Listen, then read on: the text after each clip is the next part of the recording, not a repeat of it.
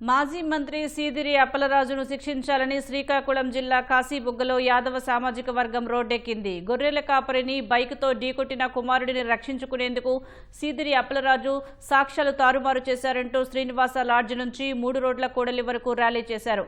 కాశీబుగ్గ పారిశ్రామిక వాడ వద్ద ఆందోళన చేశారు.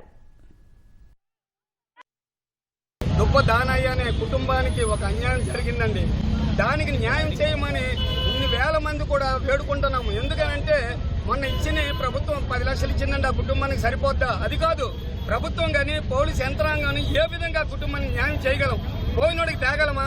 యాక్సిడెంట్లు అన్ని జరుగుతుంటే రోడ్డే కింద దొరుకుతాయి. తర్వాత మా మేడం ఎమ్మెల్యే మీద అంటున్నారు. ఎమ్మెల్యేకి దీనికి సంబంధం ఏంటండి?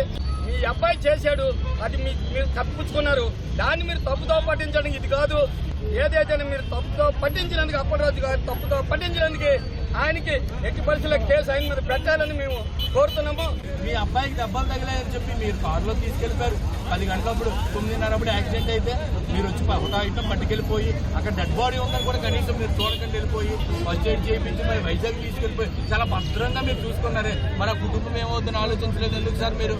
కానీ కేసును తప్పుదో పట్టిస్తూ మీ అబ్బాయిని మీరు జాగ్రత్త చూసుకున్నారే. మరి ఆ చిన్న పిల్లలు 3 సంవత్సరాల పిల్లలు ఎక్కడికి వెళ్తారు సార్? కుటుంబానికి తీరని అన్యాయం చేసిన వ్యక్తులు ఈ రోజుకి 1 రూపాయి కూడా ఇవ్వలేదు. ఈ రోజు ఒకసారి వచ్చి పరామర్శించలేదు. ఆ కుటుంబానికి న్యాయం జరిగే వరకు కూడా మేమందరం ఈ రోజు పోరాడతామని మీడియా ముఖంగా ఘంటాపదంగా